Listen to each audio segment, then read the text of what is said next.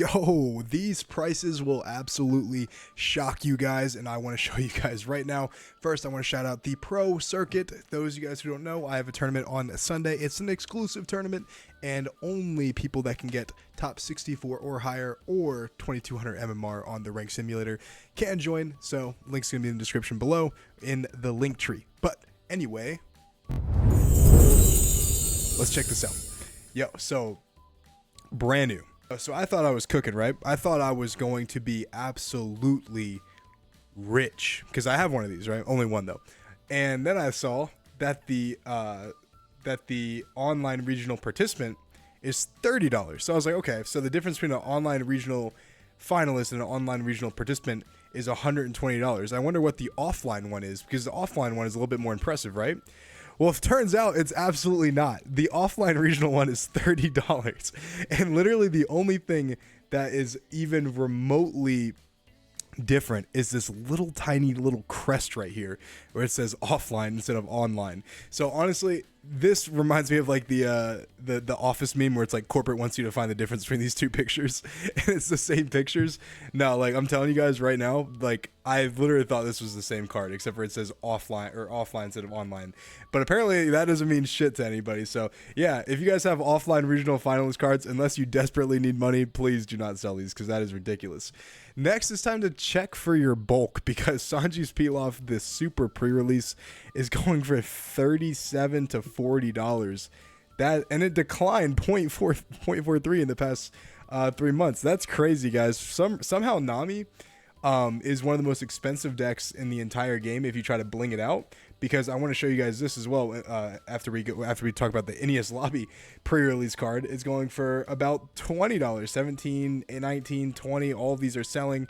This is pretty insane, guys. So if you guys have Enies Lobby pre-release cards, now is probably a good time to sell them. And then we'll talk about Nami real quick.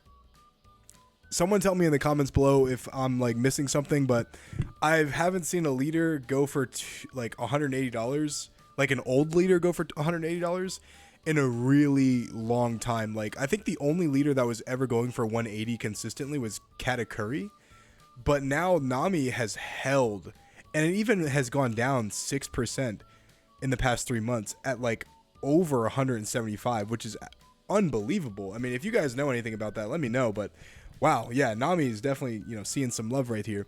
And another card that I want to go over is, guys, we're going to continue the saga because this hurts my fucking soul. So I had one of these, guys.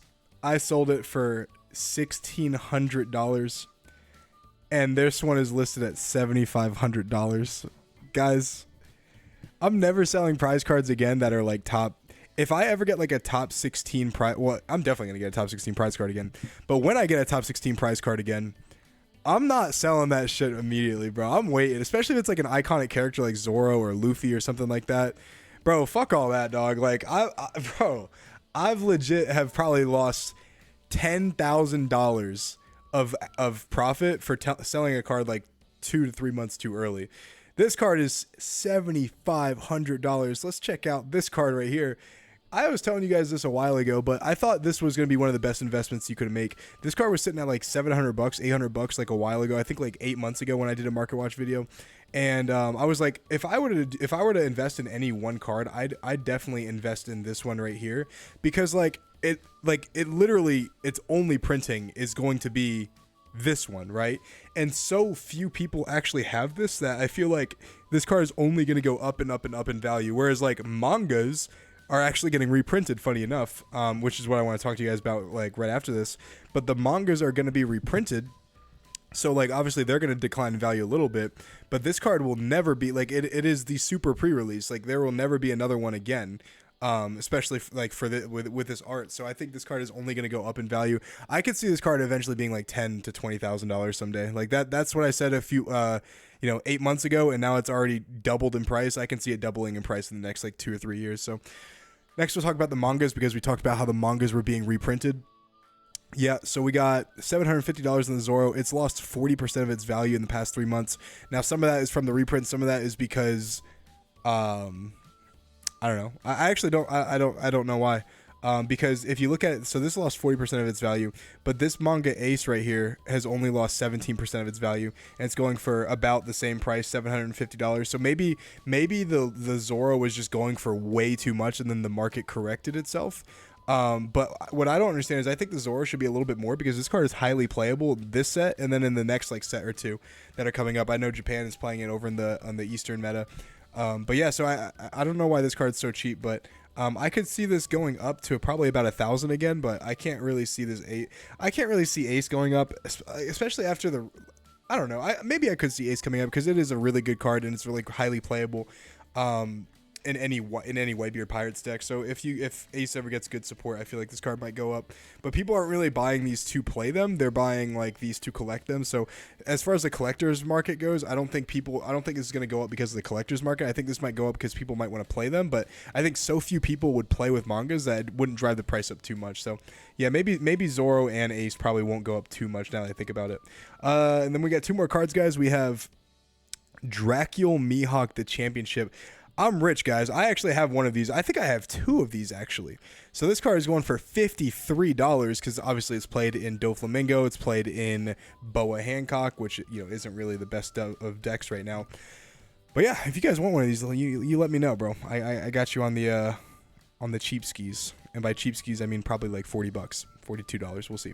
Yeah, so if you guys have these, I'd probably offload them. I don't think there's a better time to sell them than now. So if you can get someone to buy them for you, you know, definitely make that happen.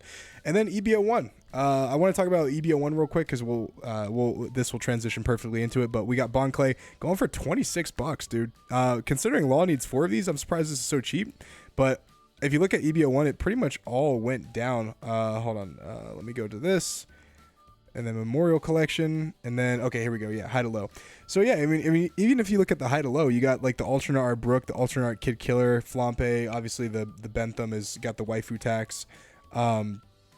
But if you're looking at these cards, I mean, they're really not too expensive. You got like a all art Odin for $20. Cavendish going for 18, just still a little high. Brook went up actually to 13. It was 10 a little while ago. Yeah, it's been fluctuating pretty heavily, but down 14% over the last couple months. But yeah, anywhere from like $12 to $14. I see what it's looking at right now. And then yeah, I mean, look at everything else, guys. Like, there really isn't a whole lot of stuff. Like Chopper Super is like $5. This alternate art Das Bones, someone should probably pick that up, because that card is actually good. I think once Blue Blurple Croc gets some support, I think this card is actually gas. Laboon, I gotta pick up this Laboon alt real quick too. If you guys have any Laboon alts, you let me know in the comments below. I gotta pick 2 of them up. But yeah, guys, that's this market watch. Be sure to check out moonlighttcg.com, and I'll see you guys on the next one.